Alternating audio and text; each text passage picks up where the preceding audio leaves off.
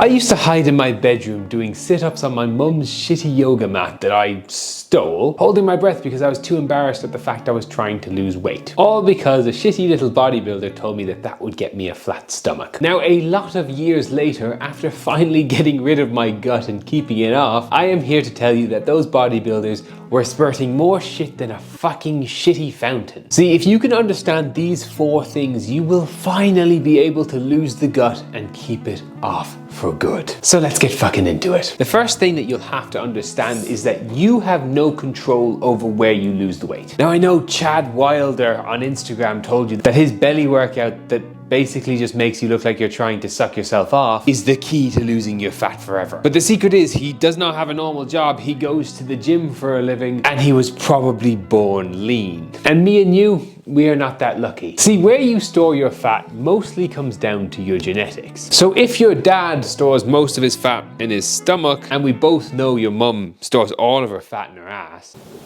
for fuck's sake. No, but seriously, you have no control over where you store your fat or where you lose your fat. Some people are lucky and store it in their fucking quads and calves, and some people are like me and store it all on their stomach and face. It is fucking brutal. And just like you don't control where you initially store it, you can't control where you lose it either, which fucking sucks. But now you know that no amount of planking or butterfly kicks is gonna change that, so at least you can stop spamming them now. The second thing you're gonna have to realize is these workouts are gonna do sweet fuck all for your fat loss. And I know that sounds dramatic, but it's true. So I'm fairly sure by now you've had the term calorie deficit shoved down your throat forcefully. And if you've managed to avoid it, to lose fat, you need a calorie deficit, which is where you eat less calories than you burn in a day. So instead of using food as fuel, you use your stored up fuel, or your fat. And yes, you do burn calories by jumping around and trying to suck your own knob, but it is very, very fucking minimal. See, the calories that you burn on a daily basis fall into one of 4 categories. Oof.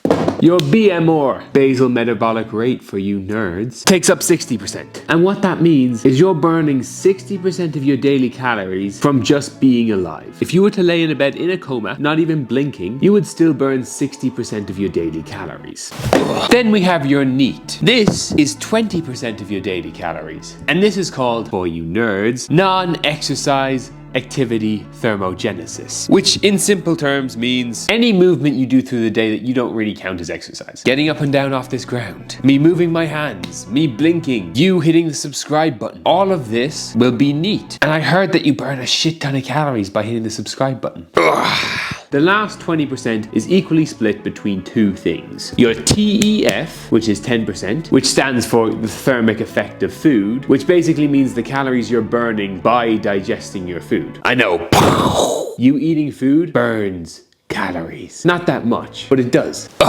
We have the last 10%, which is your exercise. Your gym workouts, your HIIT workouts, your running, whatever you're doing on a daily basis. Now, obviously this varies if you're running a fucking marathon, but for most people, this is how it's split. Now, this is definitely not me trying to tell you not to work out, because realistically that would be stupid. I just know when I was 107 kilos, I thought exercise was the be all and end all. I thought that I had to be working out 7 days a week, and if I wasn't, I was just making no progress. But that's not the case. I have literally worked with people who were injured and could not walk, and just because we got in control of the nutrition, we still lost fat. So exercise is great. It'll make you feel better, make you feel stronger, it will burn calories, and it is amazing, but it's not the be all and end all. So then, what should your training actually look like? This should be simple enough. I want you to answer 2 questions for me. How many steps are you currently doing in a day? If you don't know, you can just check your health app. If the answer is less than 6,000 a day, I want you to add 3,000. If it's more, I want you to add 2,000. And how many days a week can you go to the gym for the next 3 months? Not the next week, not the next 3 weeks, 3 months. Pick a number between 2 and 5 and then stick with it. If you want a free 3-day workout plan, click the top link in the description and I'll email it over to you. Now let's talk nutrition, because as we've kind of just talked about for the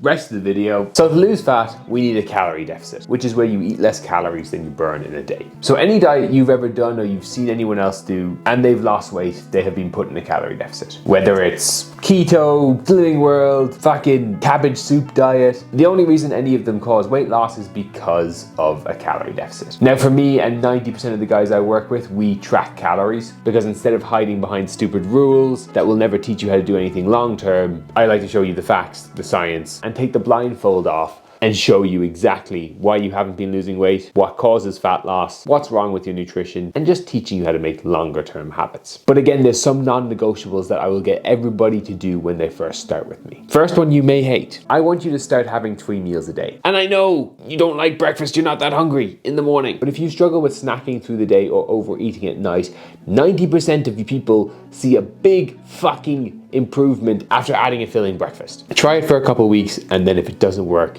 you can sue me or something. Don't actually sue me. Number 2, protein with every single meal. So let's take your breakfast. I don't want you to just have a bowl of cereal or a slice of toast. There has to be some level of protein there to, again, make sure that you're actually staying full. So making sure that you're getting at least 30 grams of protein with every meal. So on top of protein, if we can add a piece of fruit or a piece of veg to each meal, it will have more fiber, more volume, and it'll keep us more full. Now I know, fucking basic shit, but nutrition's not that complicated. People try to overcomplicate it. People try to make it sound fancy, show you the new exciting thing. But realistically, it's about doing the basics for a long period of time. And if you don't believe me, can you name a single person who has done one of these ketos or carnivores or whatever was popular at the time, lost the weight and kept it off? Probably the fuck not. So if you don't know anyone that it's worked for, maybe that's because it doesn't work. And the last thing is how you actually split up your meals. I would be using 80% of my calories for meals. So let's say I had 2,000 calories. I would be using 1,800 calories for meals and 200 calories for snacks. So that could be 500 for breakfast, 600 for lunch, 700 for dinner, and then 200 for snacks. That can sound a lot of calories for a meal, but if you want to stay full, this is the secret hack. And the last thing is if you want to prevent binging or way overeating or lots of guilt around food, save 10% as fun calories. Spend them on chocolate, spend them on things that you actually enjoy. And if you do all of these things, you will lose your belly fat. So if you want more structure, more accountability, and to work with me personally, shoot me a message on Instagram. I might have a group going, or I might be able to fit you in the one-on-one. If you just want more free advice, make sure to fucking hit the subscribe. Talk to you soon.